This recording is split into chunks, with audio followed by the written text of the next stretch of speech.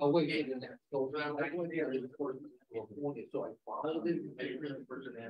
Rollins. But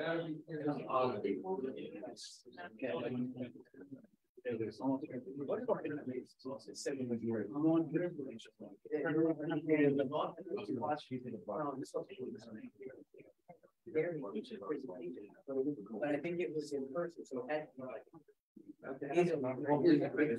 What did you go?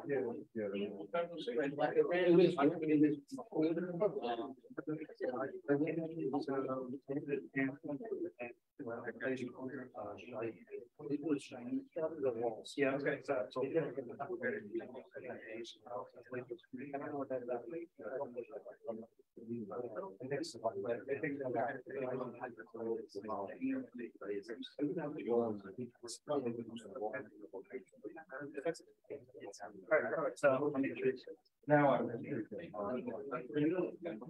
right, good evening, everybody. So the reason you're all here, happy to introduce and welcome back Steve Barry for our first in-person meeting since the pandemic.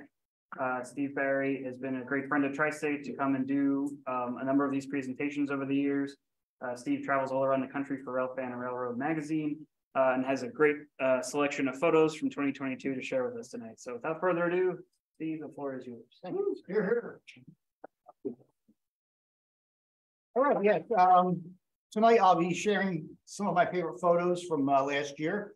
Did a little bit of traveling here and there. And we're going to just jump right into it here. We're going to start off. I could figure it in. Let's see. We've got lights here. I got it. We're going to start off. This is only about 10 minutes from the current Railfan office down in South Jersey. We're in Bridgeport, New Jersey, SMS. Whenever SMS gets a locomotive repainted, we go over there and do a night photo with it. This is their recently restored S12 number 304. You'll see a little more of this engine later on in the show. While we were there, we did this night shot. One of their locomotives is this Santa Fe GE, still pretty much pure Santa Fe paint. So we took advantage of it for a night shot. You can see it was a very, very cold night that night. This is one of Amtrak's 50th anniversary locomotives. This is on the Pennsylvanian, crossing over the bridge at Coatesville, Pennsylvania, heading eastbound.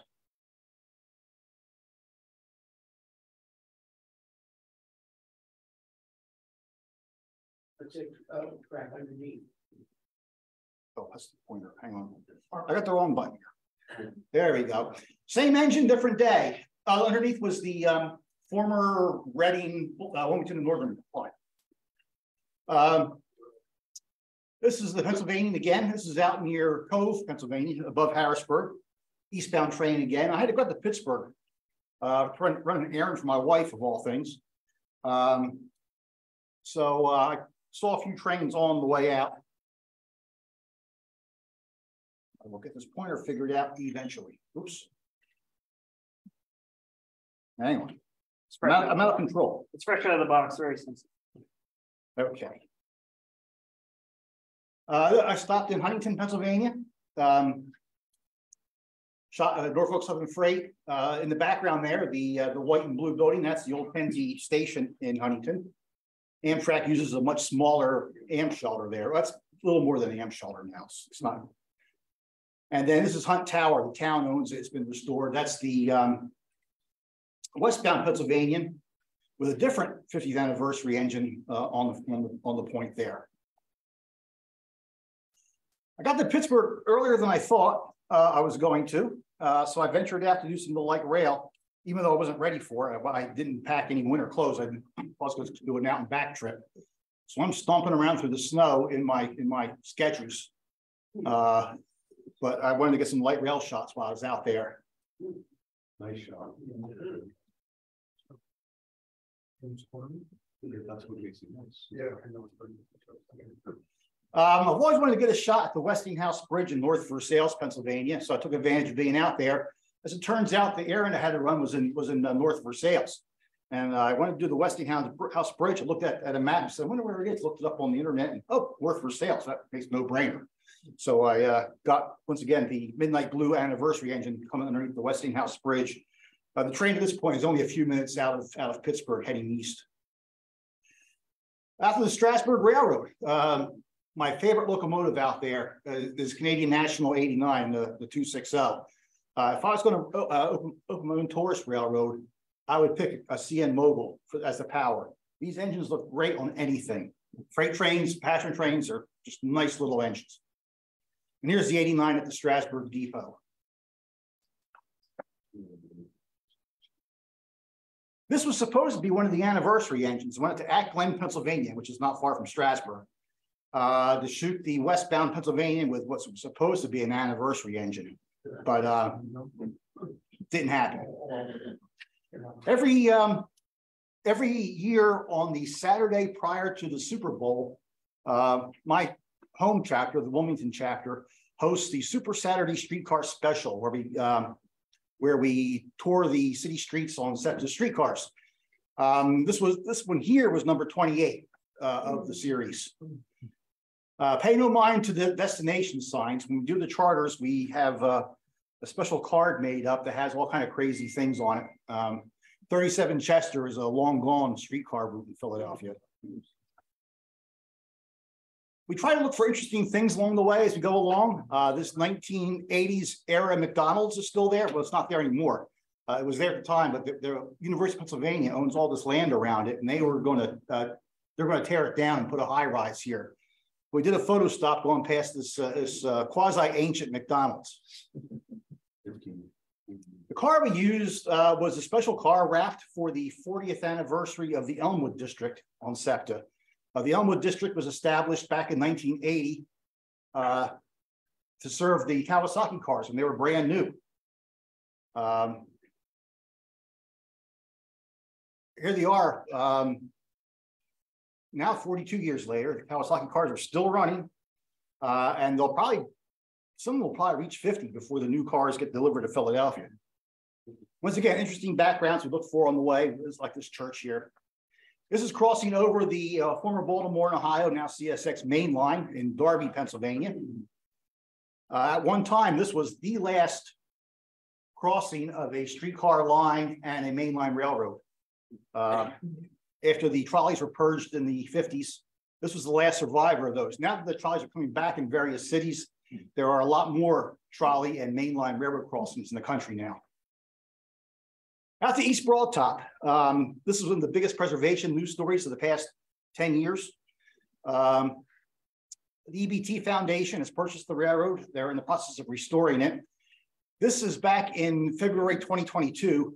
The 12th here is not under steam in this photo. We used commercial fireworks smoke bombs to put some life into it.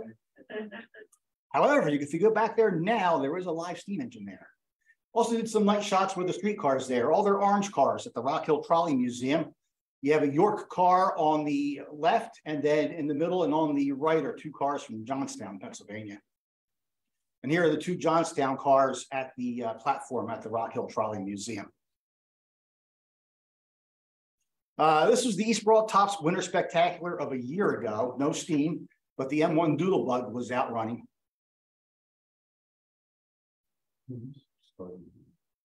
And here's a scene going through the Aldwick Valley near the north end of the operable tourist railroad part of the EBT. The Rock Hill Museum had their Liberty liner running, former Chicago North Shore Milwaukee Electro liner. They turned this on and all the lights in Orbisonia dim.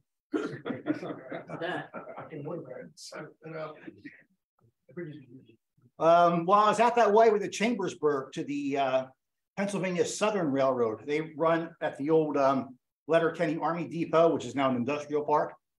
But because of the Army Depot heritage of the line, they have their locomotives painted in good old USA colors. Down to Cumberland, Maryland. This is the Capital Limited coming into Cumberland, going east. Once again, another one of the 50th anniversary locomotives on the point. This one here in the in what's called the Pepsi can paint scheme. reason I was down there was for the McHugh Steam Special. J.C. McHugh has a shop in Morrisville, Pennsylvania, where he restores mostly small diesels. But he did a lot of work for Western Maryland Scenic on their GP30s. And in exchange for doing the work on the GP30s, the railroad gave him a whole train for a weekend. So here's freshly restored 1309, the largest operating steam locomotive in the East, ex-Chesapeake and Ohio 2662, on the McHugh Steam Special, as you can see by the sign. The next day, I went down to the Northern Central for a charter. Northern Central operates out of New Freedom, Pennsylvania. They got a brand new 1860s era 440, built in the last 10, 15 years or so. It's a new locomotive or it's a new locomotive? New locomotive. New. It doesn't look like new. Yes. Huh. Northern Central operates over a line that was used by Abraham Lincoln to reach Gettysburg to deliver the Gettysburg Address back in 1863. This is Howard Tunnel. This is the second oldest in-service railroad tunnel in the U.S., built in 1838. It's the oldest. I don't know.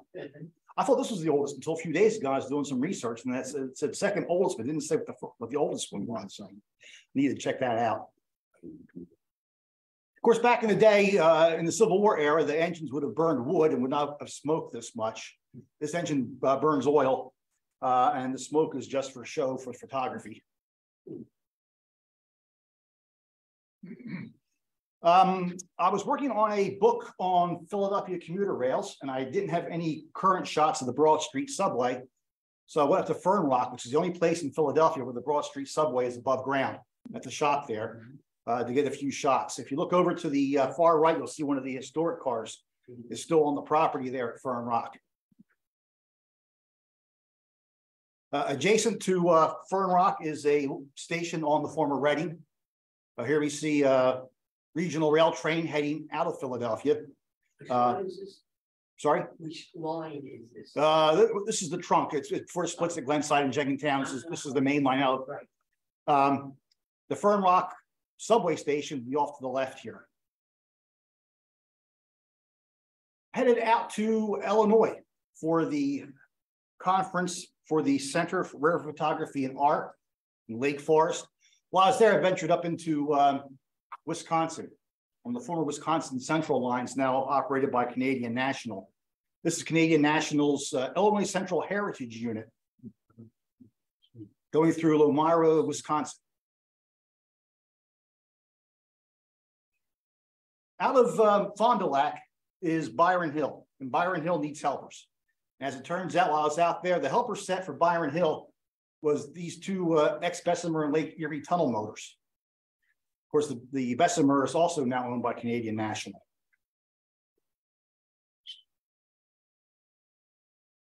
This is Harrisburg, Wisconsin, Canadian National Freight. You can see on the side of the locomotive, there are 100 CN markings there for the 100th anniversary of Canadian National. One of Amtrak's new diesel locomotives. This is in Sturtevant, Wisconsin. They're now appearing in the Midwest service trains.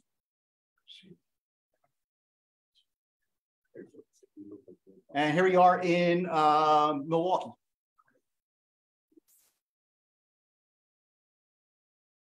Also in Milwaukee, this is the westbound Empire Builder. Coming up, the station is just around the curve here.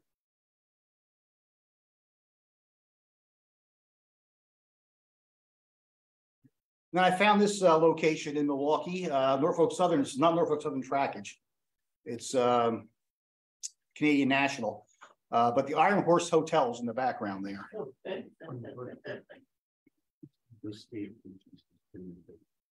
Back when Coors purchased Miller, everybody thought that the Miller bow tie on top of the brewery there in Milwaukee was going to vanish. Here we are 15, 20 years later. I'm not sure what it is now. That Coors has owned Miller, and the Miller bow tie is still there on the brewery. Did some chasing the Wisconsin and Southern laws up there. Nice looking railroad. This is a train that comes out of Milwaukee, interchanges with Canadian National at Ackerville, Wisconsin, which is where we are in this shot here. And this is Teresa Station, Wisconsin. Grain elevator there in beautiful downtown Teresa Station.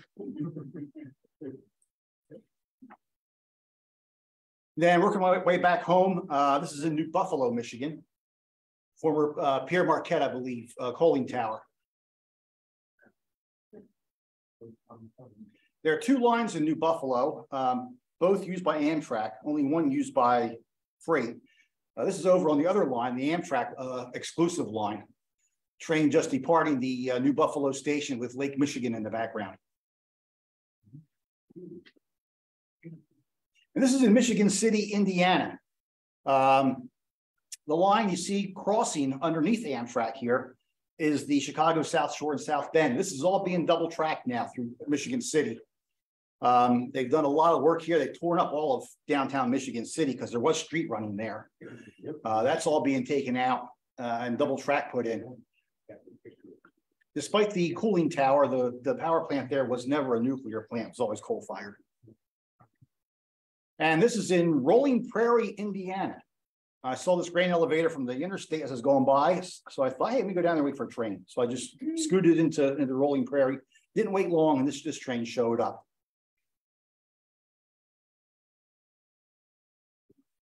Got to Elkhart, and I round up, I accidentally caught Amtrak's Norfolk Southern's geometry train.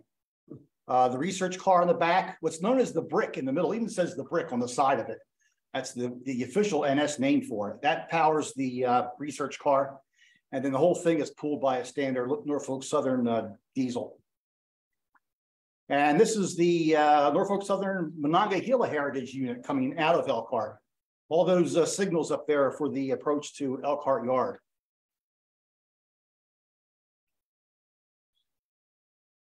Back on SEPTA, I went out and did some stations I wanted to get. This is in Radnor, Pennsylvania. Radnor Station off to the right there on the old Pennsy main line. This is in Conshohocken on the Reading. This is Mount Airy, also on the Reading. Beautiful stations on the Chestnut Hill line, Chestnut Hill East line, or West line. And my favorite, the Graver Station with its half turret there.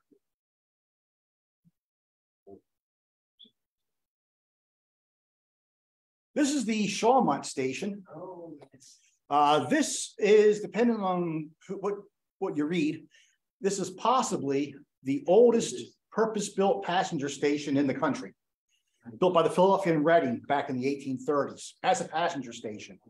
There are some buildings that have been used as passenger stations that are older than this. For instance, the Ellicott Mill Station down in Maryland. That was built as a freight station, not as a passenger station. This was the oldest purpose-built passenger station in the country. SEPTA no longer stops here, but they're in the process of restoring this as a passenger stop. A passenger stop? Or just a building? That's a passenger stop. Really? Yeah. Oh, wow. We're back in Cumberland, Maryland, actually just across the river from Cumberland in Ridgely, West Virginia. This is the back end of the train. It's going to go up the mountain with Western Maryland GP 3501 on the back. The Western Maryland never had GP 30s, but the Scenic painted this one in the circus paint scheme. It looks really good. The Ridgely Depot there is an old bus shelter. Yeah. And here's 1309. It's pouring rain. I was heading west, and I timed my trip west so I could get to Cumberland in time for the evening train going up. Pouring rain. Here's 1309 coming up into Homesteaders Curve. Yeah. And this is the same location looking the other direction with the 501 on the back. I chased this on up to Frostburg, got to Frostburg. It's dark. It's dark. It's pouring rain. I got out of the car, so this is never going to work. But the modern wonders of digital photography, I kind of aimed the camera into the dark and took this shot here, and that's what I got. Heading out west to New Haven, Indiana, to the headquarters of the Fort Wayne Railroad Historical Society, where they keep the Nickel Plate Road 765 for a night photo session. And they had some reenactors there to pose for the shots with the 765. Notice the nickel plate timetable in the photographer's pocket in the lower right-hand corner. Is that an old Polaroid or? Yeah, it's an old Graphics, I believe. Graphics? Brought in an old car for the shots. And we did this shot here, hooping up orders. It was not raining. The locomotive had been sitting for about 2 hours. And when they eased it forward for the shot here, it just spit out all this moisture in front of it. That's Grant Geist. He's an engineer for the 765, used to be with Ohio Central. One of the shots they did for the night photo session was they had a ramp that went up to the locomotive cab.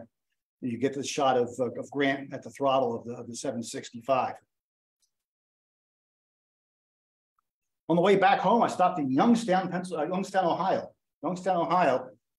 to shoot the new Youngstown Steel Heritage Museum. They have this Jones and Laughlin 040 tank engine. It's a brick, weighs a ton, weighs 1,000,000 tons, because they're using the steel mill. But they've put in about a 1/4 mile of track, and they have all kind of neat steel mill stuff laying around. The tender is not authentic to the locomotive, but because they want to eventually carry passengers on this railroad, they had to put in air brakes. So the tender holds the air brake compressor. They were shooting a documentary this day. That's the guy with the camera in the back. They were shooting a documentary for over in the UK. Back to Pittsburgh again on the way home. This is the old Panhandle Bridge, the old Pennsy Bridge, no longer used by a mainline railroad. So the Port Authority took it over for their light rail, crossing over the Monongahela River. Another shot of the Panhandle Bridge down low with one of the highway bridges in the background.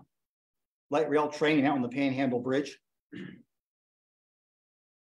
And this is the Duquesne Incline heading up the hill with the Golden Triangle down below.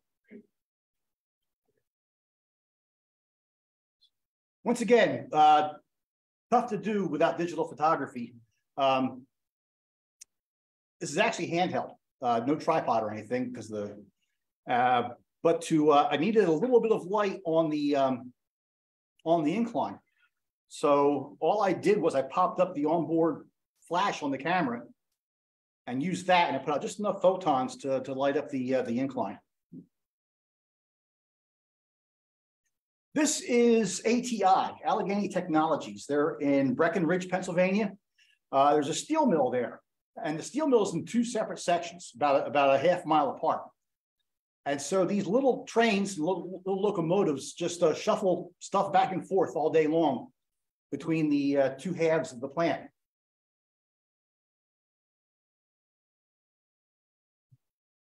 And this is in Crescent, Pennsylvania. Top of the hill for the line over Horseshoe Curve. Train ready to go down the hill to Altoona. And a train coming up the hill from Altoona, just over the lead unit, the big long white building in the background there. That's the Station Inn, the popular bed and breakfast for rail fans out there. SEPTA retired all of their AEM 7s and their 1 ALP 44 a few years ago. And they're all went to scrap. Here we see the funeral train going to the scrap yard with all 8 of the electrics in tow. This is at Holmesburg Junction in Northeast Philly. One of the big projects going on now is the building from scratch of the Pennsylvania Railroad T1 4444.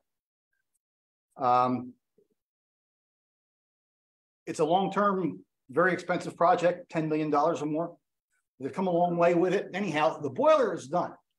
And because the Pennsylvania Railroad Historical Society was meeting in Harrisburg, they decided to bring in what they had finished, boiler and all. So huge long boiler, they trucked it to Harrisburg. This is the prow of the brand new T1. That's all done, number plate and prow. And here we see the boiler, the cab. This is at the end of the day. They're taking the glass out of the cab for shipment back to the Midwest. The guy in the cab is Jason Johnson. He's the head of the T1 Trust. The guy on the ground is Daniel Trump. He is actually the general manager of the Northern Central in New Freedom, where you saw the Civil War era 440 a little while ago. Still in the Harrisburg area, we're on the Reading here. That's the Swatara station, which is basically the western edge of Hershey. And back close to my home again, down in South Jersey. This is in Vineland, Winchester and Western, with a high-nose SD9. They're getting pretty rare. The SD9 is on the former Pennsylvania Reading seashore lines. It's crossing over the former Jersey Central Southern Division. And here we see the SD9. Because of the way the layout is for trains going from Bridgeton to Millville, they got to change direction in Vineland. So at this point here, they're heading back to Bridgeton, and the SD9's on the back, just being towed back in again. There's other power on the other end of the train actually pulling the train. Another big steam event last year was the back in service for 2102 on the Reading and Northern, the ex-Reading T1. Here we see it coming, approaching Port Clinton, Pennsylvania, coming underneath a former Pennsylvania Railroad branch that is now the John Bartram Trail. And here was the T1 going through East Monomoy Junction. And boy, was it working. Steep grade through here, sharp curves. It was just incredibly impressive to see this. And this is in Barnesville, Pennsylvania. It was running from Reading to Jim Thorpe. When the T1 runs to Jim Thorpe, I don't go to Jim Thorpe because it's crazy. The town's just mob packed, jammed. Can't get around. 3-hour layover there.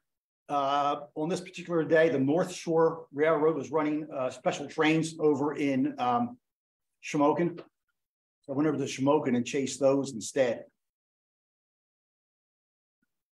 Here we see the North Shore's special train crossing over a creek near a place called Sunnyside, Pennsylvania. And had time to also pop into Ashland and shoot the Pioneer coal mine steam operation. They use this little 040 tank engine. They also have an actual coal mine train you can take down into the ground and tour an actual coal mine. Then back to the T1 for the return trip. This is going once again back through East Monomoy Junction. Close to home again, this is the Conrail Shared Assets local that runs from Camden down to Deepwater, crossing over Raccoon Creek near Bridgeport, not very far from where SMS is. Is that a new bridge? No, it's an old bridge, old swing bridge, still opens. They did redid the abutments and stuff. But they used to have an A-frame bridge. The A-frame was actually from Paulsboro. Yeah, there's actually 3 movable bridges on the line. This one, the one in Paulsboro, then I think Jumbo, which is south of here in the middle of nowhere, we can't get to it. Jumbo may or may not still be movable, I'm not sure. Never seen it. Back to Cumberland. Now when I go west, I know there's a train usually 11:30 in the morning out of Cumberland with 1309, so I time my trips out west to get to Cumberland at about 11 o'clock and chase the train up the hill. Here we are at Homesteaders Curve again. And coming underneath the next Western Maryland signal bridge, as we get closer to Frostburg. Back to downtown Cumberland, Union Pacific Power leading the CSX train. And once again, the 501, this was out on an ice cream train up to Frostburg in the evening. The sun hadn't quite set yet. Well, the sun had set, but it wasn't quite dark yet. I did this shot with flash at that Western Maryland signal bridge. This is the Everett Railroad. And they got this Lehigh Valley SW9 that they got from the Kiski Junction Railroad. But it's an actual Lehigh Valley engine, but you need sunglasses to look at it. It's bright. Here it is in Roaring Spring, Pennsylvania.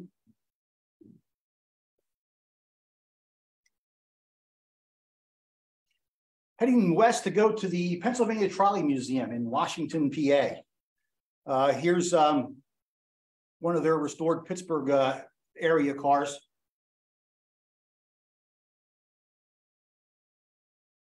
And a PCC in one of the last paint schemes the PCCs wore in regular service in Pittsburgh, the PA Transit scheme. And then a PCC in the older Pittsburgh scheme.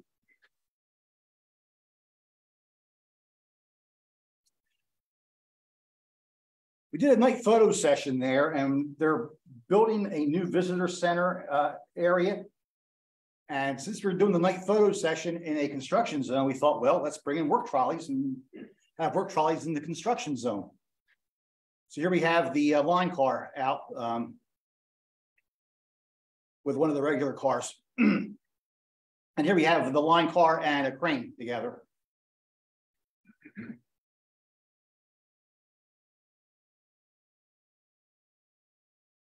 Back to the Westinghouse Bridge in better weather this time.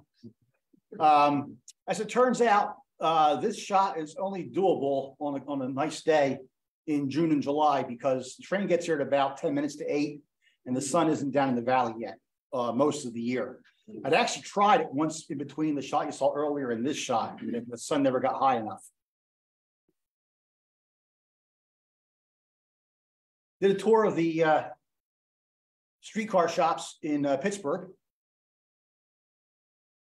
Light rail shops, I guess. Very accommodating. They let us go everywhere in the shop. And then this is on the way back home in Mount Union. One of Amtrak's 50th anniversary engines crossing over the Juniata River with the westbound Pennsylvanian. Car number 9000 was the first of the Kawasaki cars delivered to Philadelphia back in 1980.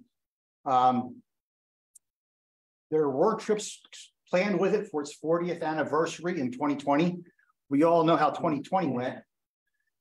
So here is the 9000 on its 40th anniversary trip in its 42nd year.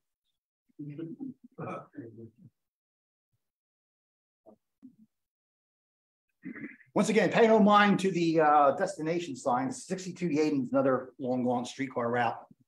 This trip here was sponsored by the Friends of Philadelphia Trolleys. A train simulation game company paid Amtrak to wrap one of the ACS 64s in the tri-stripe scheme. A real throwback scheme. AEM 7s wore this. None of the ACS 64s will ever wear it again. But anyhow, the folks in Amtrak loved it. And the contract for the advertisement was only for a month.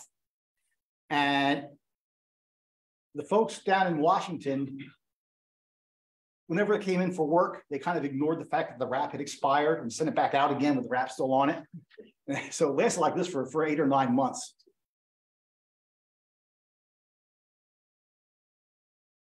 Once again, working on my Philadelphia book, I needed some shots of Patco. This is the line that goes from Lindenwold, New Jersey to Philadelphia. This is on the Philly side at 9th and 10th Streets. And some passengers waiting for a train to come in, heading back to Jersey.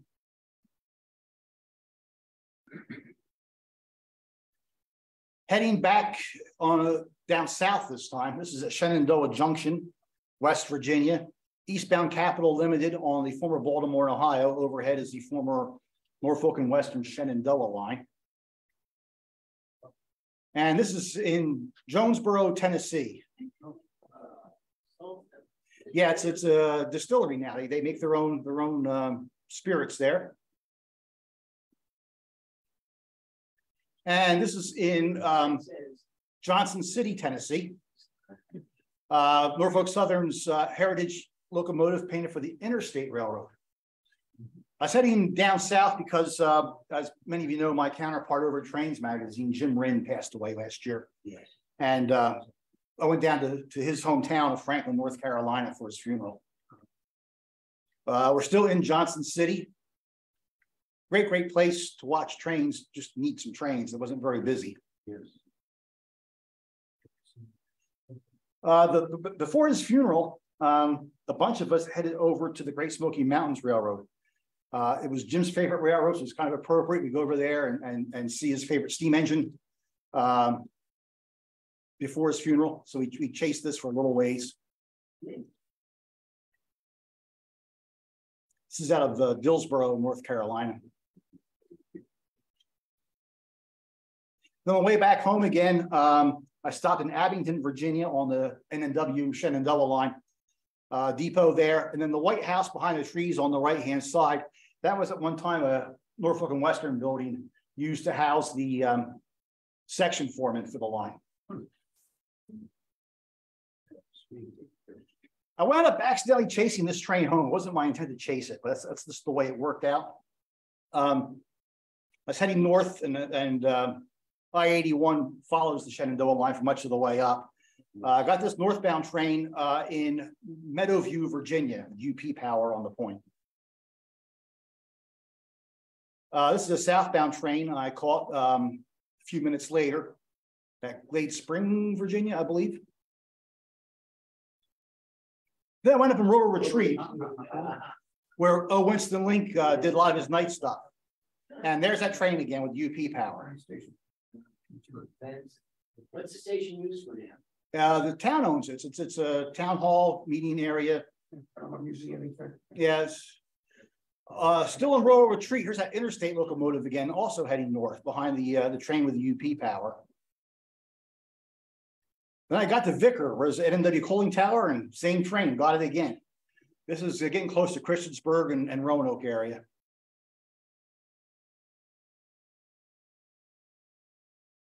Back to the T1. This is at Port Clinton at the steam shop on the evening before one of their trips to Jim Thorpe with the 2102.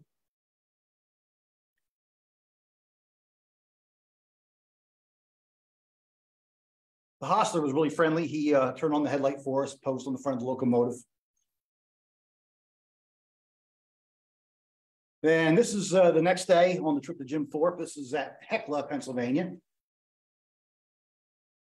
Wanted to get this shot here because it's going to go away eventually. If you look carefully, you'll see small trees planted along the tracks, and they're going to grow into big trees eventually and take away this shot. Coming out of the tunnel near Nesquehoning, sort of a tunnel. It's actually a highway overpass. If you look carefully at the upper right corner, you'll see a guardrail for the highway on top. Once again, I didn't want to mess around in Jim Thorpe during the 3-hour layover because it's just too crowded. So I went over to Lansford and took the number 9 coal mine tour. They take it down about a quarter mile underground in this little mine train. And here we are coming back out of the mine. That's our engineer on the back there, running our train back up to the surface.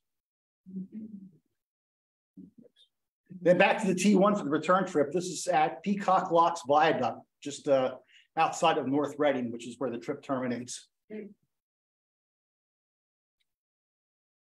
I took a tour of the trolley graveyard near Windber, Pennsylvania. Back 20, 30 years ago or more, somebody had this bright idea of purchasing PCC cars. He bought about 3 dozen of them with the idea of refurbishing them and then eventually reselling them to trolley museums or even cities that wanted to bring back heritage trolleys on the streets. Well, those plans never materialized. Unfortunately, the cars were just sat in the woods and rotted ever since. And of course, once we hit the Instagram era and photos start to appear online of the cars, well, then the graffiti artists discovered them and came in. And but there's 3 dozen PCCs here from Cleveland, Pittsburgh, Boston, Philadelphia. There's even a Red Arrow Division Brill liner there. And then a couple of CTA cars that SEPTA had for a while. A couple of the Cleveland cars here. And you lit up the interiors? I was on a tour with a group called Abandoned America, and they lit the interiors up, yeah.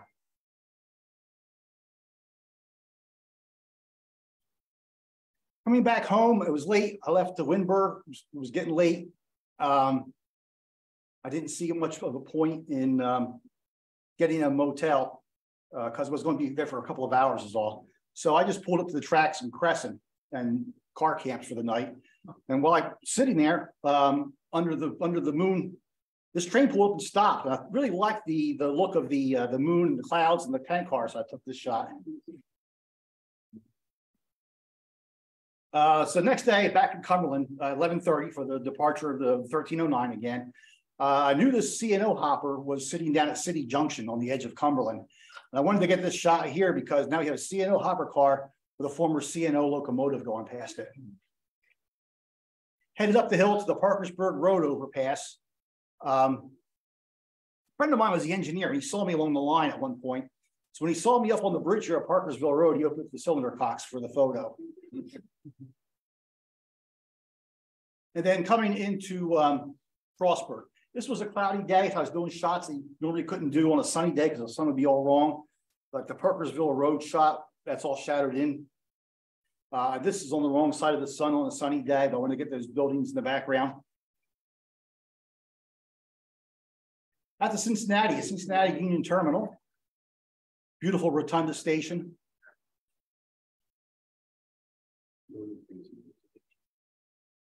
And then there's a place called Glendale, Ohio.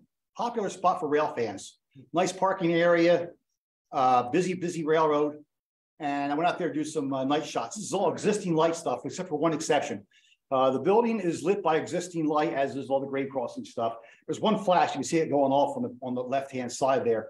One flash just to shoot forward and light the side of the train. Went to downtown Cincinnati to do their new streetcar line, the connector. That's going past the Cincinnati Music Hall. And no mistaking which city you're in on this one here. It says it right on the side. Then back at the Glendale the next night, this is the old B&O station in Glendale. Once again, one flash, just to put some light on the side of the train. Everything else is existing light, like ISO 12,000 on the camera.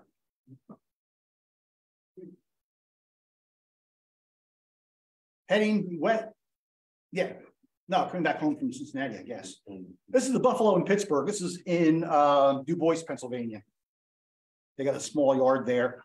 Part of Genesee, Wyoming, in the corporate paint with the orange and black. No, it's actually a different trip. It's going out to, this is the Oil Creek in Titusville. Alco powered tourist railroad. Out of Titusville, Pennsylvania. Neat little line. So chase that out and back.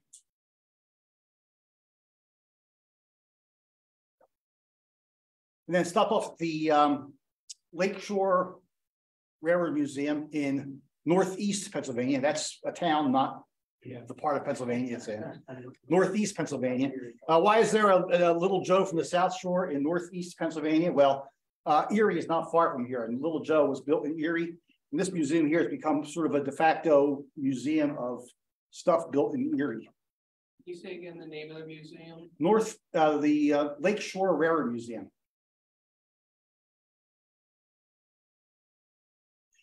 Saw his father and son out watching trains there at the museum.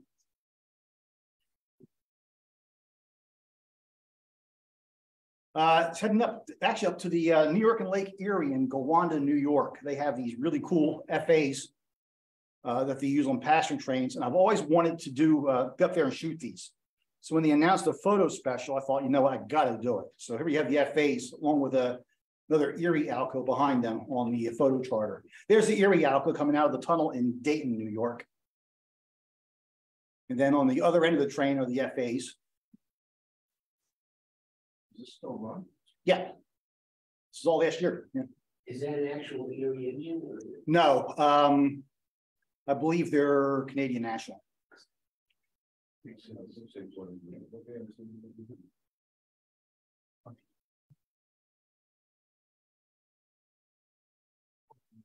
Back home again, more or less. This is near Harrisburg. This is in Middletown. Amtrak's Pennsylvania crossing over Swatara Creek. And back out to Huntington, now no snow this time. Norfolk Southern westbound going past Hunt Tower. And I sent it to Summer Rail in Marion, Ohio. This is in Marion. CSX train going through. There's 3 lines that cross over on Diamonds here. Busy, busy place. Of course, then I caught COVID, so I didn't get any shots on the way home from Marion. So in the new issue of Railfan, which I think is just coming out right now, we have an article on the Raritan Central operation out of Edison, New Jersey, which is an industrial park there. And as part of planning that article out, we arranged with the Raritan Central to do some night shots.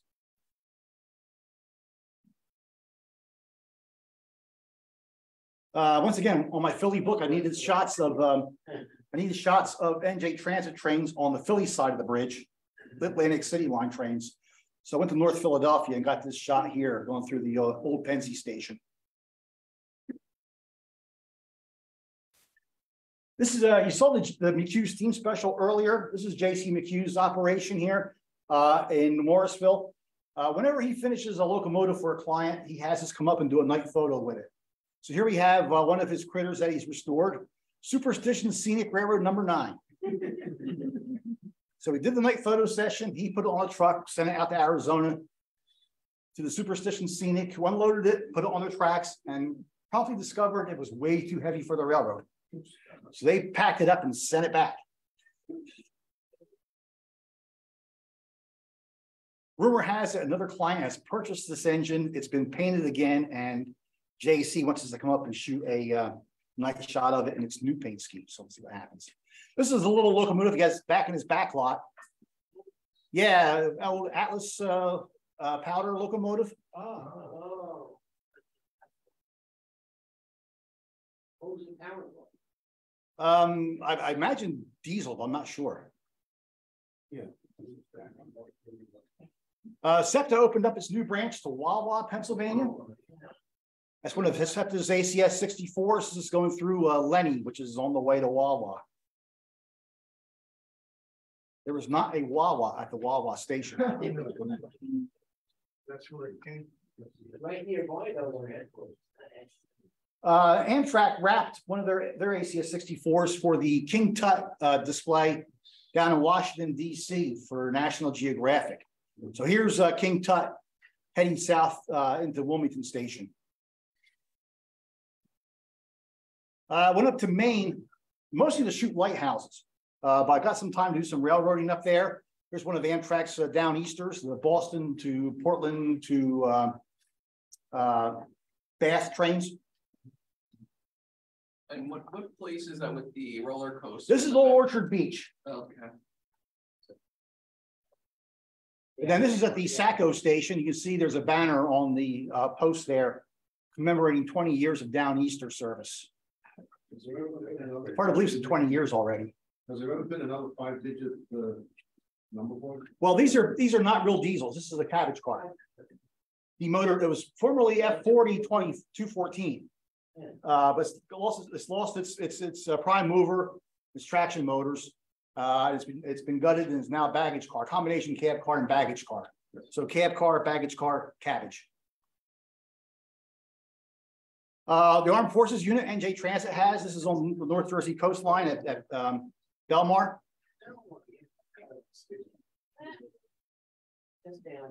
And this is at Point Pleasant Beach. The Screaming Eagle on the front.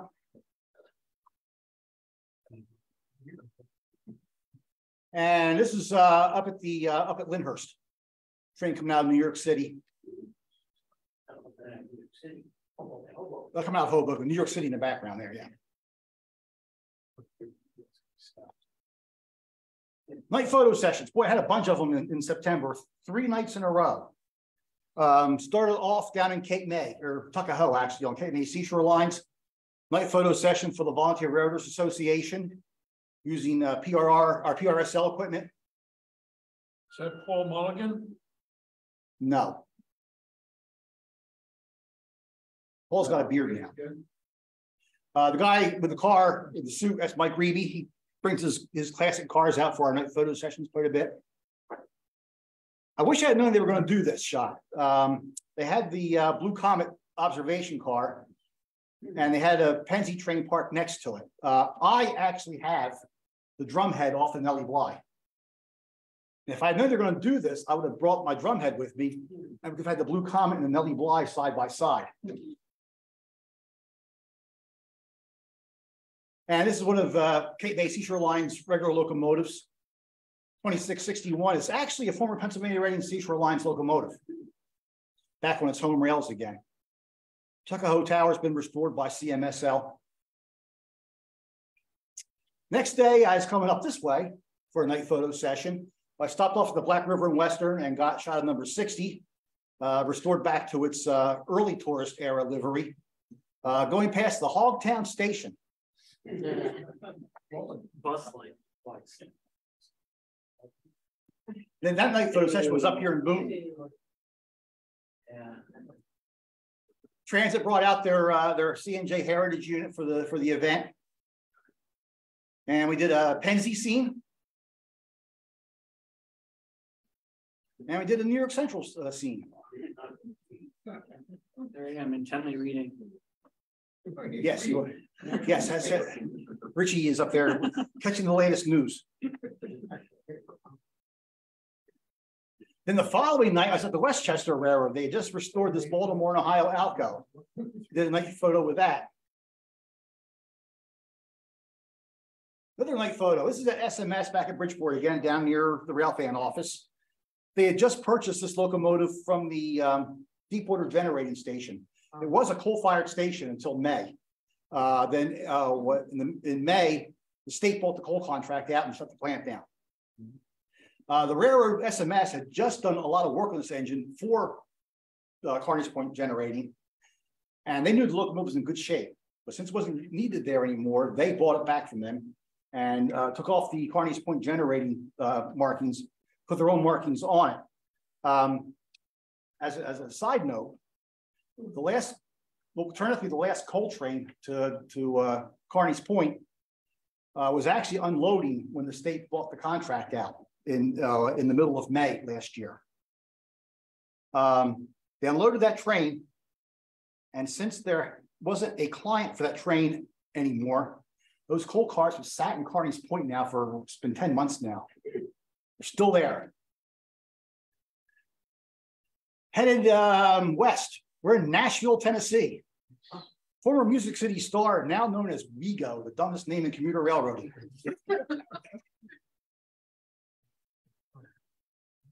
This is actually in Lebanon, Tennessee. Stopped in Memphis. Check out the streetcar system there. Yes. They have a couple of Melbourne trolleys they use.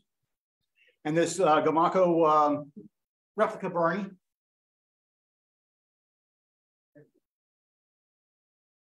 Going past the Orpheum Theater. And of course, you got to hit Beale Street when you're in Memphis. From there, this is still in Memphis. This is at CN Junction, busy spot. Very busy. BNSF train heading towards the Mississippi River Bridge. The purpose of this trip here was I wanted to get some final shots of Kansas City Southern before CP takes it over. So we're in Spiro, Oklahoma. My first trip across the Mississippi since COVID began. This is the train crossing over the Arkansas River, actually. Down near Rich Mountain in Arkansas. And this is also Rich Mountain. This is actually the going away shot of the pushers on the back of DPUs.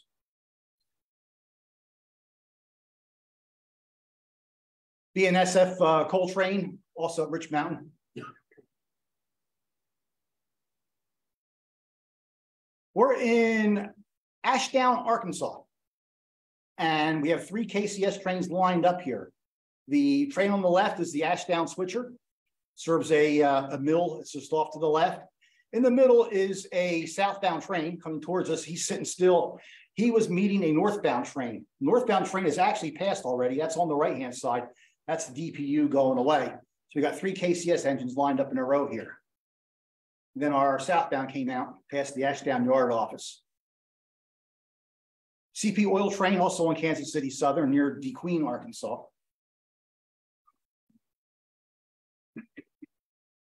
And also near DeQueen. Went to Gippsland, Louisiana, to check out the Louisiana Northwest Railroad. Didn't see anything there, but the depot was kind of cool to shoot. This is in Vicksburg, Mississippi. KCS train coming across the Mississippi River.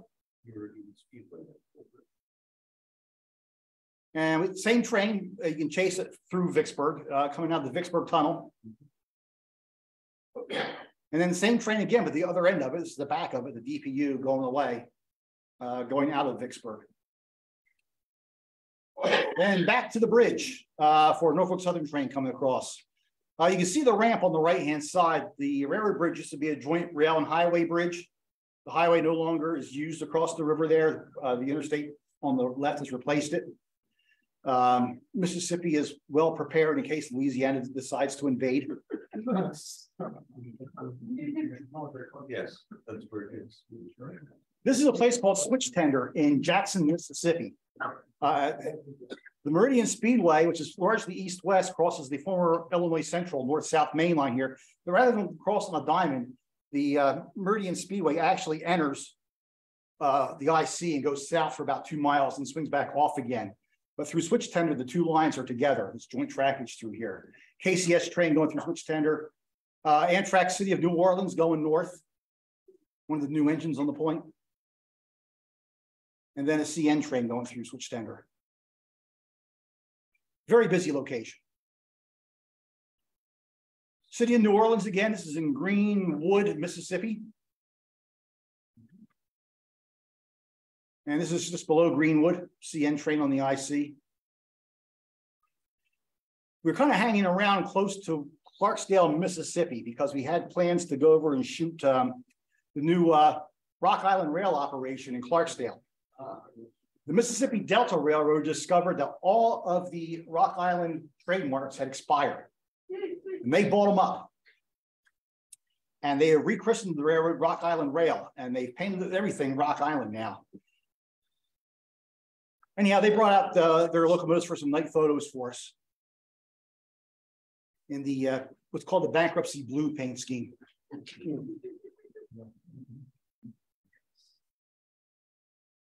Then the next day, chased the Columbus and Greenville, from Greenville to Greenwood, Mississippi.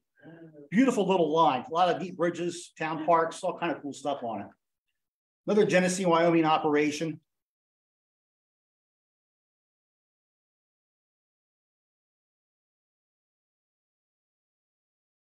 It's a real nice chase for the Southland. This is Huntsville, Alabama. The rocket center there. This is the only place in the United States where you can find an upright Saturn V rocket. All the other Saturn V's that exist are on their side. In fact, the building down at the base of the Saturn V houses an on its side Saturn V rocket, a real one, because the one here is a fake. That is a full-scale model of a Saturn V. But until you see a Saturn V in person standing upright, you have no idea how big they really are. It's pretty impressive. This is the Mercury and Chase Railroad out of Huntsville. It's the operating portion of the North Alabama Railroad Museum. They use a couple of Alcos, including this former Lackawanna Alco.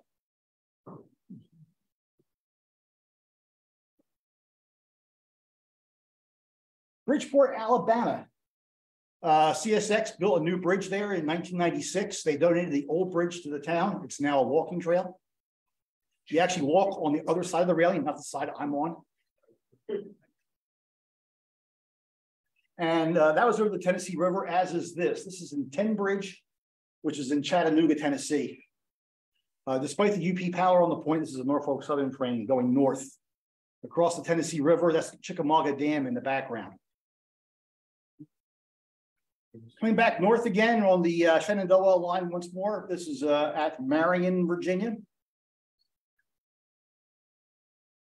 And beautiful downtown Luray, Virginia, where once again, Winston linked this in night shots right at this very spot here. This is in Sinking Spring, Pennsylvania, on the former Reading, out beyond Reading. And I stuck around for sunset there. Back to the T1, coming through Molino, Pennsylvania. And Tamaqua, past the old Reading Depot, now a restaurant. The Reading and Northern has the Lehigh Gorge Scenic Railroad operating out of Jim Thorpe up into the Lehigh Gorge. They were out on this day. It's actually on an older bridge beyond the new bridge you see in the foreground here. The new bridge and old bridge form a Y. That's where they turn the T1 in its train at Jim Thorpe. And here's the T1 coming off the Y, turning around to go back into Jim Thorpe for reloading. This is as close to Jim Thorpe as I got on these trips. And then it clears the Y, and these locomotives here tow the whole thing back into Jim Thorpe for reloading. These RDCs are also Reading and Northern. This is in Barnesville. They also ran a trip from Pottsville to Jim Thorpe and back. So in Jim Thorpe that day, for the same railroad, Reading and Northern, get 3 different passenger operations. The T1 excursion from North Reading, the RDCs from Pottsville, and Lehigh Gorge Scenic. One railroad, 3 different operations coming into town that day.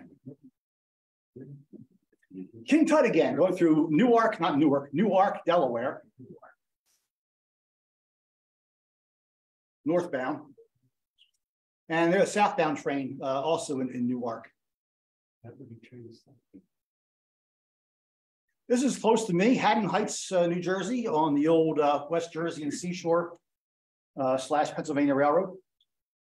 Or is this a Reading station? Reading. I get my own South Jersey history mixed up sometimes because they parallel each other all over the place. The station is now owned by the town, houses a model railroad as well. This was supposed to be King Tut. Went out over to Fox Creek Park in Delaware to shoot the King Tut engine, and it didn't show up. In the background is Bell Tower, one of the several still standing towers along the Northeast Corridor. And this is in Marcus Hook, Hook Tower up the tracks there. New operation down in South Jersey is the Woodstown Central. It's an SMS operation on the old Salem branch between Swedesboro and Salem. This is their very first trip. They've been running caboose hops. All of them are selling out. This is crossing over Oldman's Creek between Woodstown and Swedesboro. And coming south, just north of Woodstown. They are working on coaches and a steam engine. They'll have an 060 over there later on this year. Belmead, somehow the passenger station and the freight house still survive on the old Reading. The town has erected a sign up on Route 206 declaring this to be a historic district. That's all they've done so far, though, is erect a sign. And this is between Bound Brook and Bridgewater, crossing over the Raritan River.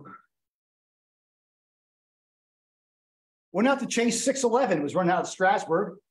To avoid the crowds and all the chasers at the grade crossings, I decided to do the entire thing from the air. I could park far away from the crowd and just use the drone. So I spent the day shooting 611 from the sky. If you look carefully over the last coach, just above the trees, you'll see someone else's drone doing the same thing.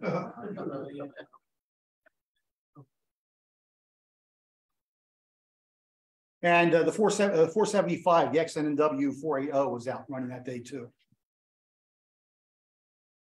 Harper's Ferry, West Virginia on the old Baltimore, Ohio.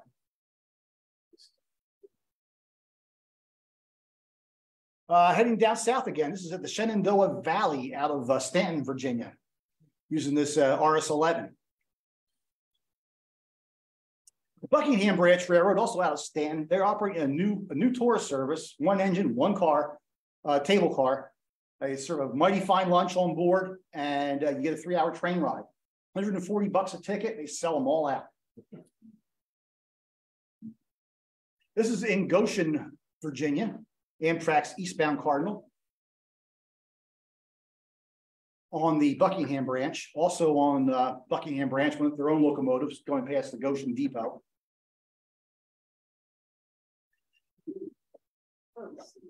Down south, this is the reincarnation. The CSX Clinchfield Santa train made a comeback this year. No one thought it ever would, but it's back. And this is the ferry move going from Kingsport, Tennessee, up to Shelbyana, Kentucky, the night before the Santa train ran, going through Dant, Virginia, past the Union Baptist Church, one of the big landmarks on the Clinchfield. Next day, here comes the Santa train south through Elkhorn City, Kentucky. And here's Santa throws tons, literally tons of toys off the back of the train at about a dozen stops on the way. 15 tons of toys go off the back of the train during the trip. Santa chose not to throw this big bear out and instead just pass it down to somebody. And here we are back in Dant at the Union Baptist Church. And crossing over Copper Creek Viaduct near Spears Ferry, Virginia. Coming back home through Roanoke, this is the new Roanoke Amtrak train leaving town. Off to the right is the N&W shops where they built their steam locomotives back in the day.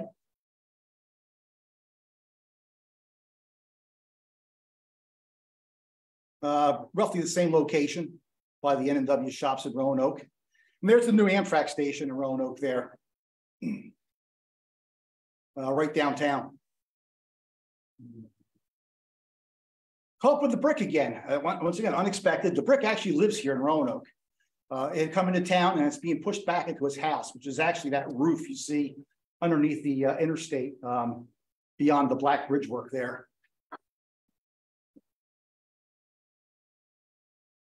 Back to the Woodstown Central again, in Woodstown. Another set of caboose hops they did. Once again, all sold out using SMS's S12.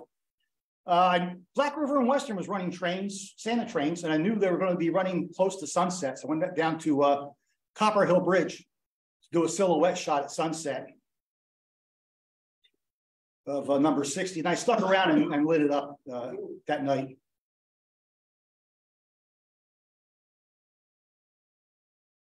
Back to SMS.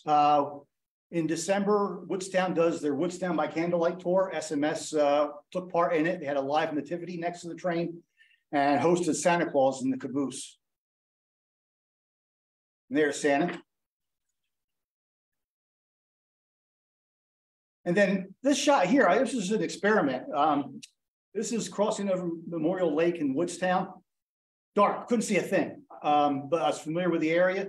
I set up my lights on the road bridge, which is probably 200, 300 yards away from the tracks, and kind of guessed where the train was and fired the flashes, and it kind of turned out. I'm waiting for the steam engine to get down here because the steam engine will A, be smoking, look really cool, and B, steam engines don't have Scotch light on them. This is in Hamilton, Ohio, back at Cincinnati again. Hamilton, Ohio. The old station there, 3-story station you see in the background there. 3 days later, the whole thing was lifted up and moved 1,000 feet to a new location. I wanted to get a shot of it in its original location. Back to Glendale, you saw this earlier, place to watch trains. Raining this night, but I wanted to get shots of the headlights in the rain with the Christmas lights in town set up.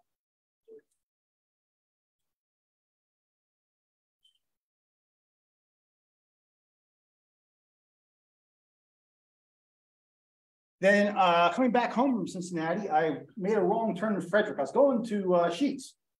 Got off the interstate, made a left instead of a right, and wound up accidentally at the Mark shop in Frederick.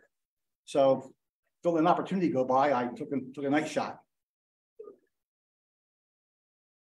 You all know what this is. This was your Santa trains you ran, going through Boone. Powder Mill Pond. Regular train. And then the Santa train again on its runaround move in Denville.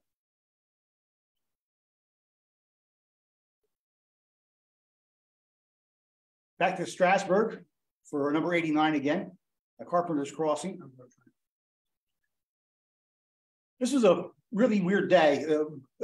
Thick clouds. When the clouds parted, the sun was gorgeous. With some really nice light on the trains. I was out here to do some night photography. There's 475 going away and some of that great light we had that day. Yeah, I went to Groundhog Cut and did some night shots. Here's the 89 with a night before Christmas train. And the 475.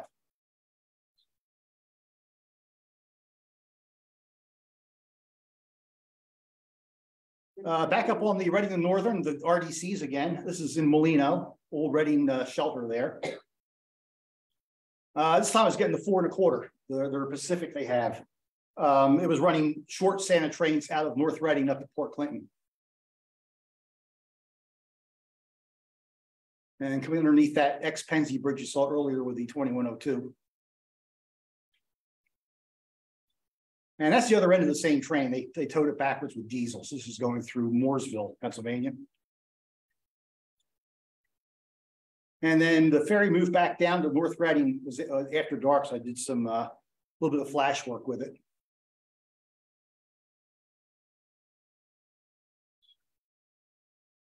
Back into Philly, SEPTA on Woodland Avenue. Somebody got a good deal on cleaning products and is reselling them on the side there. Yeah. And here we see 2 streetcars passing on Woodland Avenue. Went over to the Woodland shop. This is where they're restoring SEPTA's PCC2s, rebuilding them into PCC3s. All of SEPTA's heavy maintenance is done here, including on the Kawasaki cars you see here. And there's one of the new PCCs being rebuilt.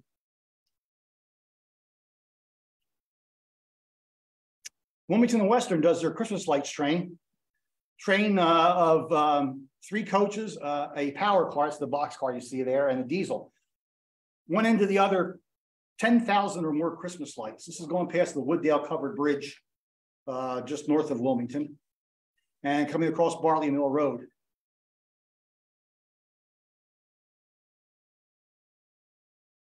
And going through the Wooddale Cut.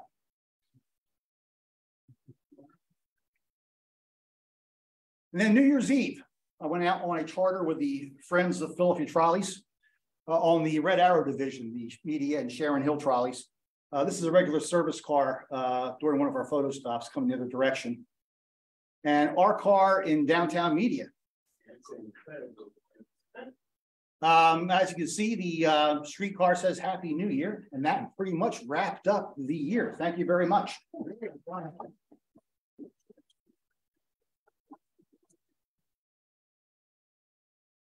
Any question, man?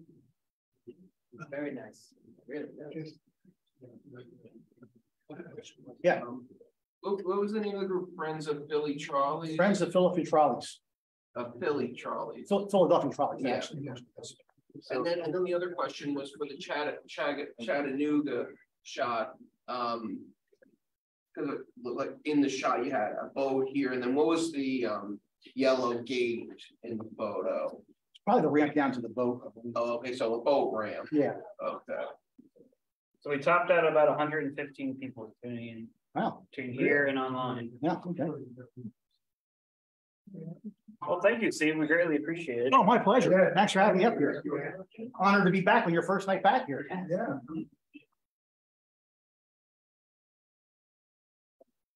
What do you do in a part-time?